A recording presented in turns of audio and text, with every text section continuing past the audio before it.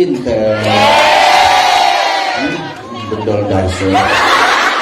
Pertama, hidup itu harus selamat. Dan kita diajarkan untuk itu. Semua ingin selamat. Bahkan orang mati saja didoakan agar selamat. Maka kalau kita melewati makbarah, dianjurkan untuk mengucapkan salam, mendoakan penghuni makbarah, mendoakan penghuni alam kubur agar mendapatkan keselamatan. Assalamualaikum dar qaumin mu'minin wa inna insyaallahu bikum lahiqun.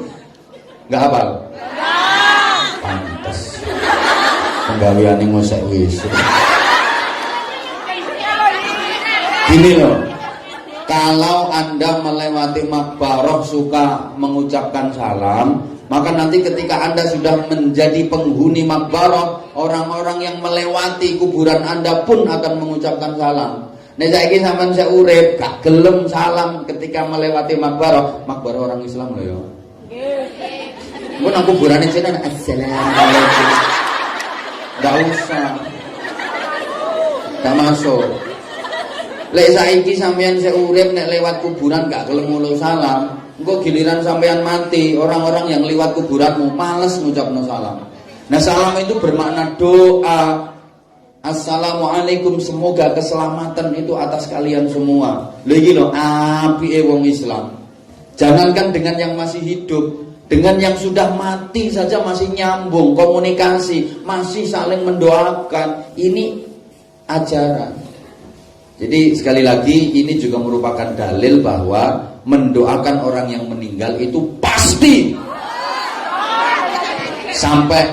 Karena ada kelompok-kelompok yang mengatakan doa untuk orang yang meninggal itu nggak sampai.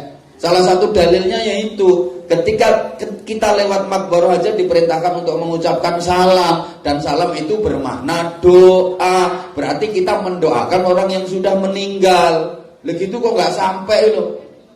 Embo. Gak usah bahas ngono-ngono itu tambah ngeluh.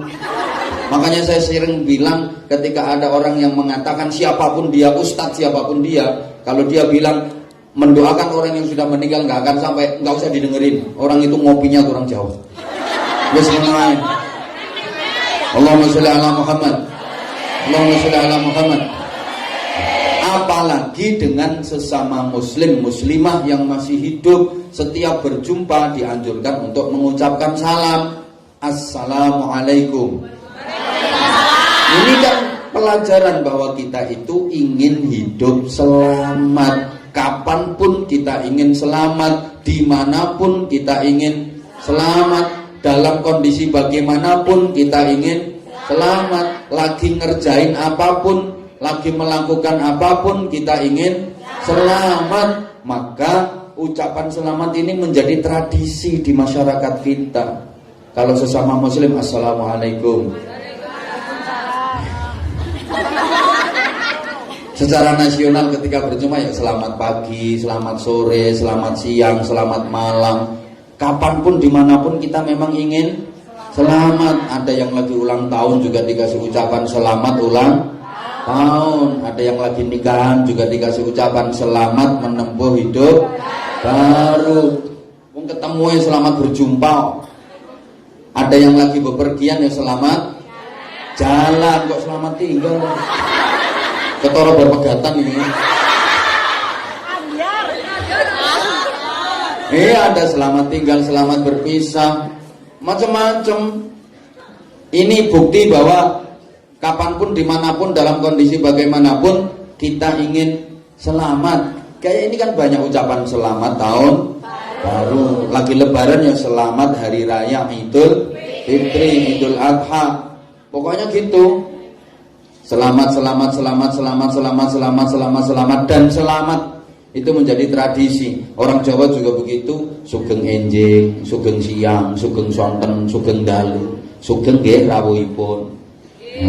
Sugeng itu kalau laki-laki bilang ke perempuan. Kalau perempuan ke laki-laki nggih lujeng, biasanya gitu orang Jawa. Lujeng soalnya alunnya terngajeng. Jadi kalau sugeng itu susunya ageng.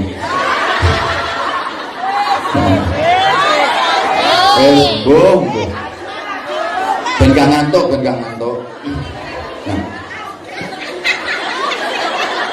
Itu sampai di kendaraan-kendaraan besar itu di bak belakangnya biasanya utamakan selamat.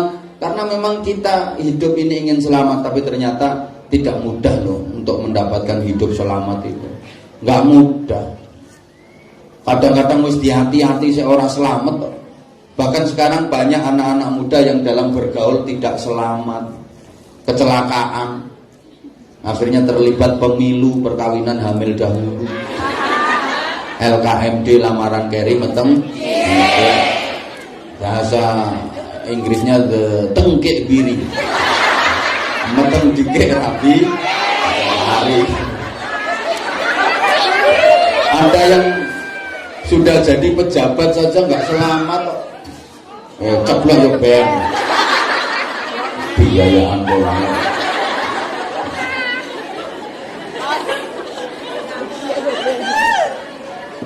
Maaf, yang sudah punya ganteng pisan kabeh.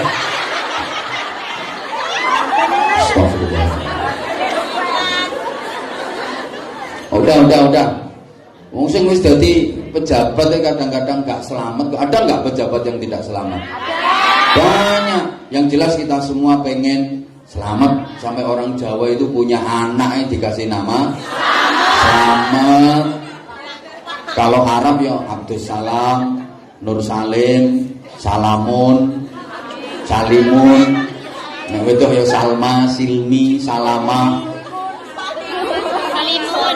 Itu karena memang semua pengen selamat. Sampai masyarakat kita punya budaya namanya selamatan, karena ingin selamat. Mudah-mudahan kapanpun dimanapun kita senantiasa diberikan keselamatan oleh Allah Subhanahu wa Ta'ala. Selamat itu penting. Orang sakti itu kalah sama orang selamat, betul? Sakti ini gak selamat itu nyonyor. Orang kaya raya tetap kalah sama orang selamat.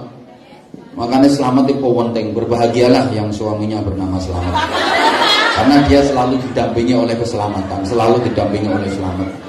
Wes. Sekarang yang kedua, gak suwe-suwe. Hidup itu, hidup itu pertama harus selamat. Wes, mangan ya pengen selamat, mangan ya gak selamat, kolu sak sendok-sendoke. Bahkan mohon maaf, lagi BAB aja di toilet pengen selamat. Coba BAB nggak selamat, berdodoli sak usus-usus. Terus kok pokoknya pengen selamat, saya ngomong aja ini pengen selamat, nggak selamat memikir sokolu menjuru. Kapanpun dimanapun kita ingin selamat, nggih? Makanya jangan lupa selalu berdoa. Mau apa saja berdoa dan berdoa. Mohon keselamatan kepada Allah Subhanahu wa Ta'ala. Ya selamat Islamnya, selamat akidahnya, selamat rezekinya, selamat kehidupannya, selamat keluarganya, selamat semuanya. Yang kedua, hidup itu harus sehat. Maka setiap berinteraksi, interaksi itu bahasa Inggrisnya serawung, gembul karo masyarakat, dengan relasi, dengan teman, kita selalu dianjurkan agar siap. Baru mulai. Siap komandan. Kita harus selalu sehat. Makanya kalau ketemu setelah Assalamualaikum, Waalaikumsalam, gimana kabarnya? Sehat. Mesti jawabnya begitu. Walaupun lagi sakit, ketika ditanya gimana kabarnya? Sehat. Padahal raine tempelan koyok 4 Gak ada orang gimana kabarnya sehat. Sehat apa nih? Bar mencret ping 2 deh. Semencret apapun ketika ditanya jawabnya tetap sehat. Yang nanya juga gitu. Gimana kabarnya, sehat kan? Ngono, enggak ono. Piye kabare? Gering dong, enggak ada. Mesti sehat kan? Alhamdulillah sehat. Tapi yang ini sehatnya orang sudah sepuh, sehatnya orang sudah tua. Lungguh sering alean. Itu tandanya belum sudah mulai berkurang kesehatannya. Oh, duduk di majelis ini loh, sak jam itu aleane nganti ping 7. Itu berarti sudah harus mulai introspeksi bahwa usianya sudah banyak bertambah apa berkurang? Lungguh suwe titik, geringingan, kesemutan, itu tandanya sudah. Ada yang sudah begitu? Alhamdulillah. Ya harus ngaku. Harus ngaku. Sehatnya orang tua beda sama sehatnya yang masih muda. Beda dong. Kalau masih muda, sehatnya betul-betul prima. Kemana-mana tangan kosong berani. Emang masih muda. Tapi kalau udah tua, biasanya kalau pergi itu sudah mulai bawa senjata. Nah, coba. Kalau masih muda, di tasnya itu mesti kosmetik lengkap. Sing wedak, sing lipstick, sing gincu, sing eyeshadow, sing blush on. Cermin nggak pernah ketinggalan. Parfum sampai pengharum kelek. Tapi kalau udah tua, di tasnya itu apa yang dibawa? Balsem, Remason, minyak angin, minyak kayu putih, aromaterapi. Betul? Saya beberapa waktu lalu pernah ngaji bareng sama pejabat-pejabat ya. Nah, kebetulan waktu itu badan saya lagi kurang sehat. Bentar-bentar bersin, bentar-bentar bersin. Itu pejabat yang pas di samping saya nanya, Pak Ustaz, flu ya? Iya kayaknya. Saya ngomong iya kayaknya itu, kanan kiri itu semua langsung ngeluarin minyak angin. Aku mikir ya Allah, pejabat loh sing bawa senjata minyak angin. Nah kalau perempuan udah agak tua, mau tidur itu nggak bisa terpejam matanya sebelum pegang dua senjata. Biasanya gitu. Iya. Tangan kanan itu pegang botol diisi air panas untuk menyekat tubuh, tangan kiri pegang minyak kayu putih untuk tolak bojo.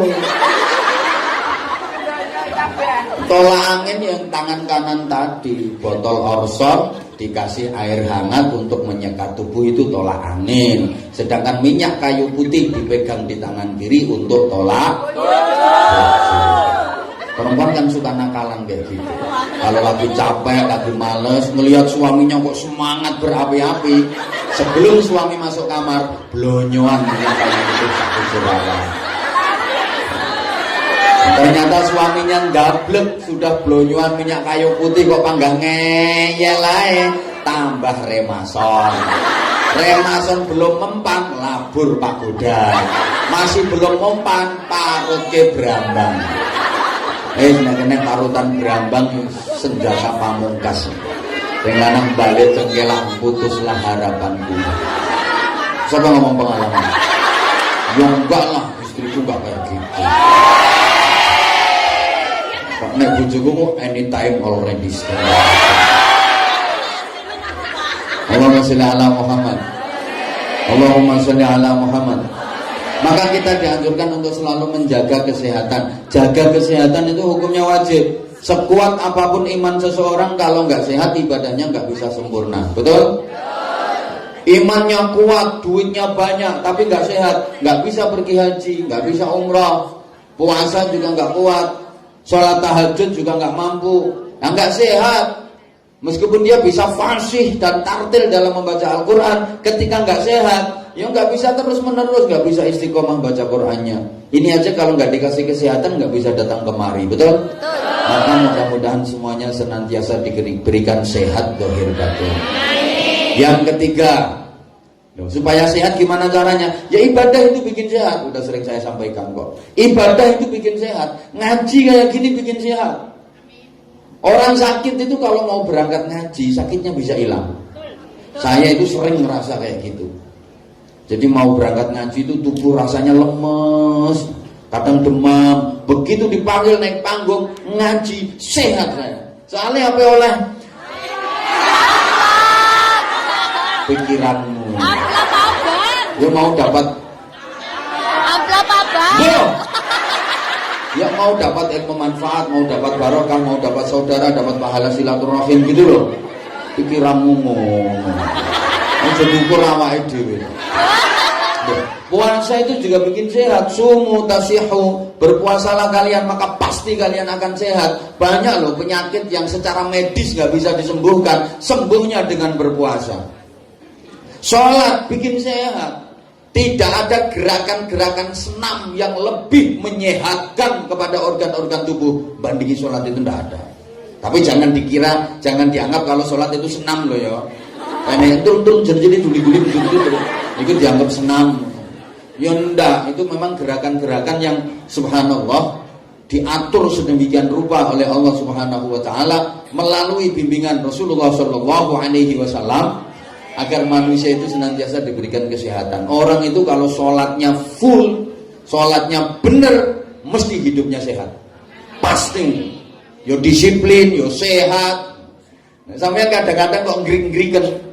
Ya mungkin perlu diteliti tentang sholatnya. Hidup kok kurang damai, mungkin perlu diteliti tentang sholatnya. Kayak kemarin saya ceritakan, saya itu ada teman, dia itu kaya raya, rumahnya entah berapa, dia punya villa entah berapa, perusahaannya banyak, istrinya cantik luar biasa. Cara kene no kaya dia. Alah kaya rasa ngacung. Orang rumangsa. Oh iya kaya kuwi. Kaya kuwi sing rumangsa kuwi. Kaya kuwi. Dia rutin puasa Senin Kamis. Satu ketika datang, saya ini tahu sendiri kan sampean. Ya ada apa? Aku ngomong gitu. Ya hidup saya lumayan berkecukupan. Batinku ya gak berkecukupan tok. Luweh. Undung-undungan duit.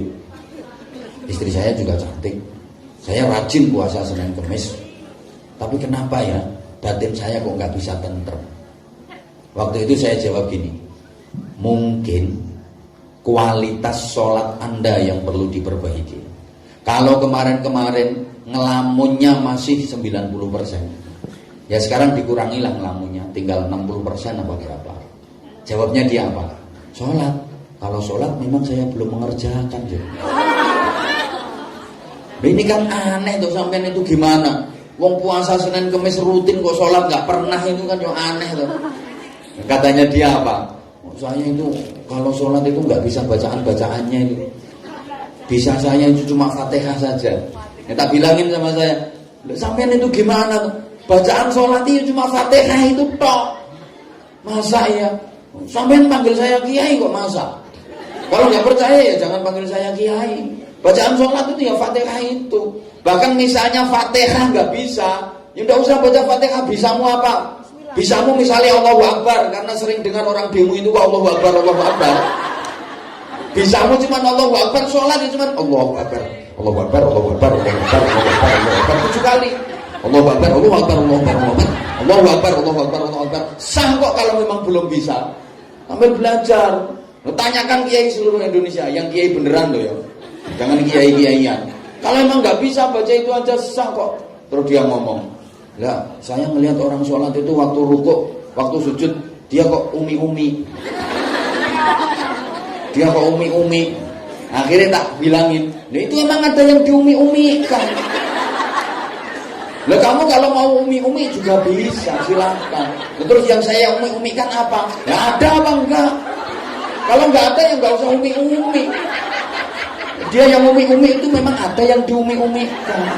Kalau kamu ada yang diumi-umikan ya silahkan berumi-umi. Kalau emang nggak ada ya nggak usah umi-umi. Pokoknya semua ibadah itu menyehatkan. Semua ibadah kalau dikerjakan secara benar itu menyehatkan. Ngaji aja kayak gini sehat kok. Bahkan mabuntut itu sehat. Dalam pengajian kayak gini. Wes. Ini jangan dianggap remeh loh ya. Cuma kalau mabuntut jangan bilang.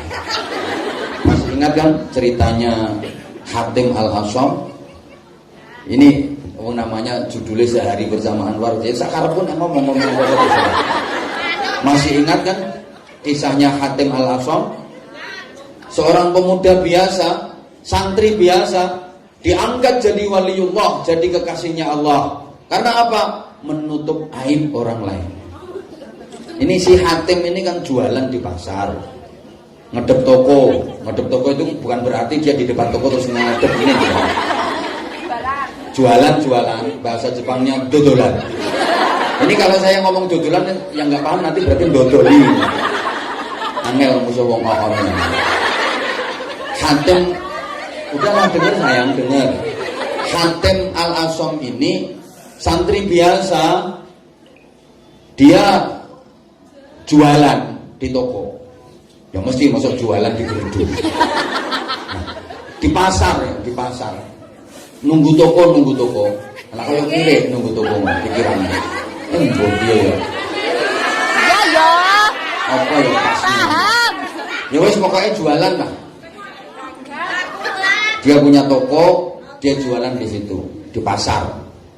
Nah, satu ketika ada cewek mau belanja.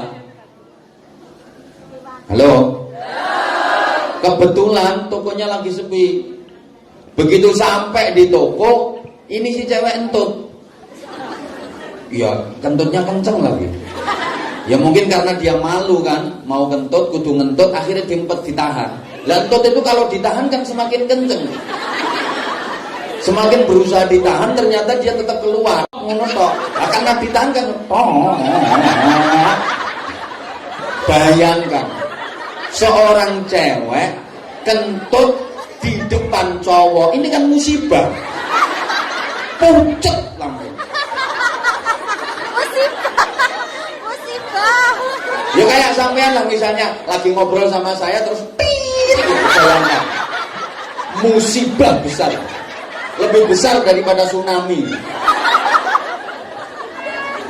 Sama, ini cewek langsung pucet. Hatim tahu kalau ini cewek malu. Apa yang dia lakukan? Subhanallah, dia pura-pura nggak denger. Padahal ini kentut bukan cuma bunyi, baunya juga fitini wa dunya wal akhirah. Ini Hatim, rumah saya, berusaha untuk menutupi aibnya ini si cewek. Ditanya, Mbak mau belanja apa? Dia ngomong, gula. Apa Mbak? Sandal. Gula. Apa? Minyak. Gula. Apa Mbak? Berambang. Bapak kalau ngomong yang kenceng, yang keras. Saya itu kalau diajak ngomong kok nggak keras kuping saya juga nggak denger. Sama nek ngomong sing banter Mbak, aku lek diomongi alun kupingku gak krungu. Akhirnya saya, ini berarti nggak denger saya ngomong. Orang saya ngomong kayak gini dia nggak denger. Alhamdulillah. Padahal Hatim ini bukan cuma nggak denger, meh semaput.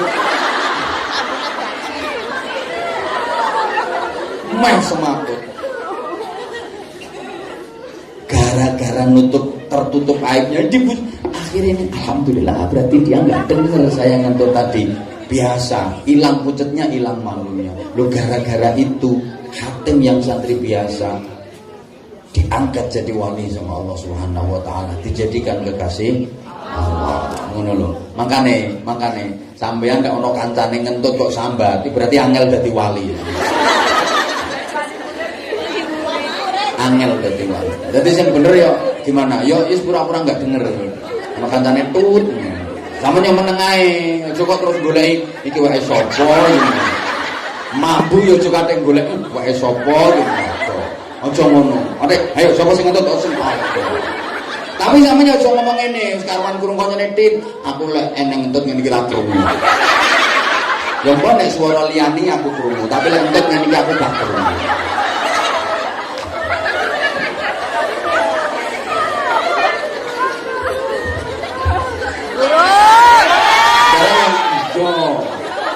Yang ketiga,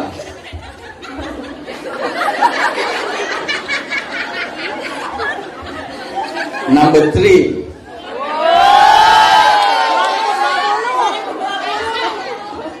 Yang nomor 3, hidup itu harus nikmat. Maka kita dikasih makan, diberi kesempatan untuk minum, sampai di pengajian pun ada yang makan. Mesti tiap hari, mesti. Nyembuh kok ngono. Apa tuh kalau mau gak sarapan? Datang subuh. Oh Yang dia tadi waktu masih di luar belum masuk itu makan dulu atau nanti. Wah yang ngaji kok. Oh menikmati. Masih bisa merasakan nikmat? Alhamdulillah. Berarti masih normal. Karena ada yang saraf-saraf nikmatnya udah mulai dicabut sama Allah.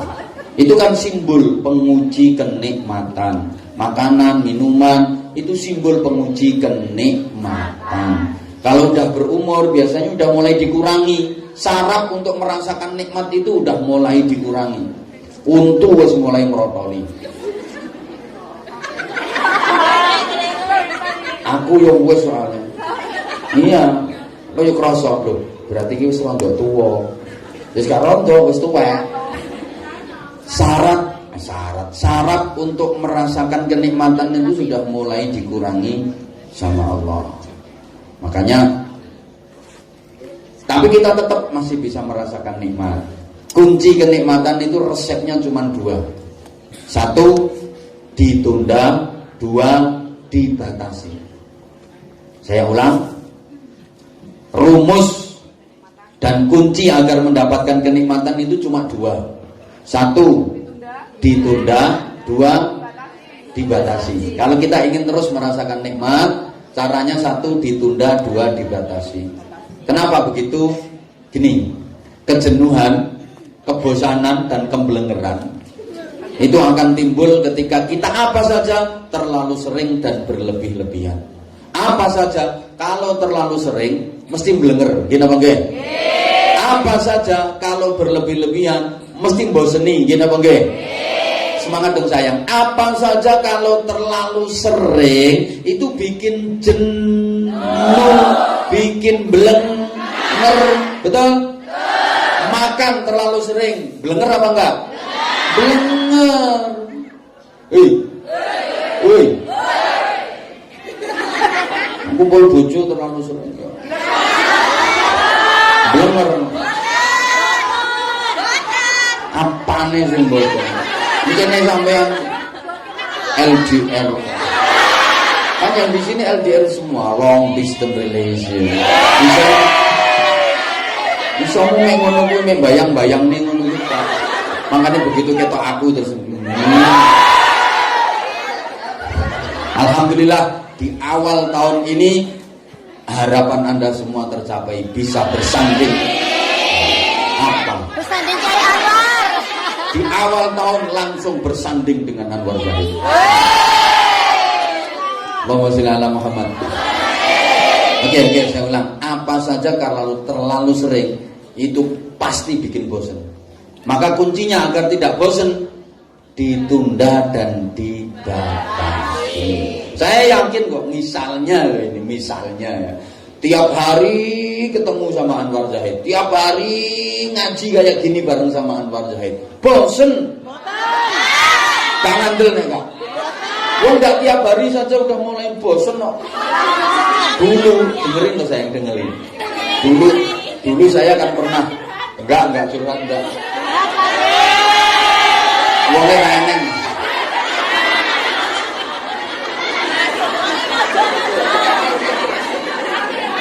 Boleh eneng. Dulu sebelum ada kayak gini, saya kan hampir tiap bulan ngaji di Hongkong. Betul? Hampir tiap bulan Anwar Zahid, Bahkan ketika ada ustadz nggak bisa, ustadz siapa berhalangan, pasti yang ditelepon saya. Ini ada ustadz nggak bisa datang, saya datang. Dulu begitu, kan akhir-akhir ini enggak.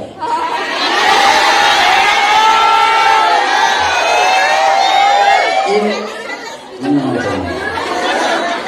bukan bermaksud apa-apa. Aku jaga supaya sama ini nggak bosen sama saya.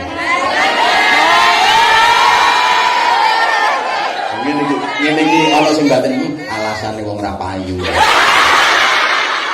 Jangan bilang nggak payu. Jadwal saya sampai sekarang pun masih 3 tahun ke depan.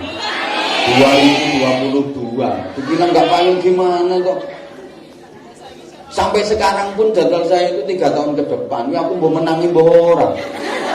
Loh iya, makanya saya batasi maksimal 3 tahun, nggak berani lebih dari itu. Karena nggak ada jaminan usia saya bisa sampai 3 tahun ke depan. Saya ingat Sayyidina Umar, jangan janji besok. Kamu bisa menjamin kalau usiamu sampai besok.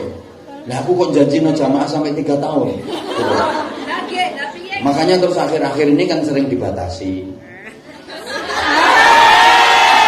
Kalau dulu menengok terus menengok. Begini loh, kalau dulu menengok nih. Kalau dulu ngomong nggak ngomong. Dulu itu hampir tiap bulan sampai saya itu menjagakan. Apa yang menjaga?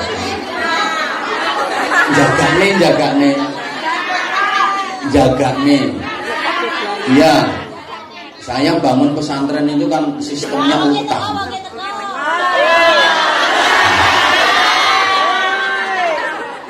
Maka di awal tadi dia ngerayu-ngerayu ke saya sampai mepet-mepet ke sini. Rasanya tidak nyetrum. Gini, saya itu dulu sering jaga nih. Saya kalau bangun pesantren itu sistemnya kan utang. Utang ke toko material, ke toko bangunan itu. Jadi nanti kalau sudah mendekati 100 juta baru saya bayar. Utang lagi mendekati 100 juta saya bayar. Jujur, saya waktu itu banyak menjaga nih toko. Iya. Makanya kemarin kan saya sampaikan, nanti kalau ada kesempatan sampean silaturahim ke pesantren kami, sah sampean punya batin, aku melok banget. Demi Allah sah. Jadi ketika sampean datang loh, ini bukti makhluk-makhluk ini jadi saksi. Ini yang sudah pernah datang ke pondok, makanya lihat tempat ning pondok mesti dipoto kan terus ngisore ditulisi aku melu banget. Saya dulu berani aku utang 100 juta karena bulan depan aku ngaji di Hongkong. Engko oleh entuk itu kono tak ge bayar. Entuk itu kono tak ge bayar. Saiki gak pati wong. Dan di samping itu dulu sering dikirim sampai kemarin ada salah satu pengurus Ilham datang ke rumah. Dia heran tuh, ya ini bangun pondok sampai kayak gini. Nah iya ini hasilnya kayak gitu. Tapi dulu aku sering dikirimi. Akhir-akhir ini kan udah gak pernah dikirim. Gak perlu ngomongnya gak. Wes ben memang ini tak omong ini ben viral. Saiki modele apa-apa viral. Aku terus batin, oh ternyata gitu ya. Jadi apa saja itu kalau terlalu sering dan berlebih-lebihan itu pasti membosankan. Cinta juga begitu. Titenono. Mencintai seseorang kalau terlalu berlebih-lebihan pasti membosankan. Begitu sudah bosan, bencinya juga berlebih-lebihan. Saya sudah pernah ngalami gitu. Saya pernah dicintai berlebihan, juga pernah dibenci berlebihan. Bener. Sampai saya nggak tahu apa-apa, ini dituding ini, padahal saya nggak tahu apa-apa. Wong gak krungu yo wes. Coba sampean makan misalnya, tiap hari makan enak, minum nikmat, enak, tiap hari makan kayak gitu. Bosen apa enggak? Bosen. Makanya panitia itu heran ketika saya minta apa kesukaannya, ikan asin sambal terong. Karena tiap hari saya ketemu daging beneran kok, daging-dagingan. Tiap hari ketemu jenis masakan kayak gitu, belenger, bosen, jenuh.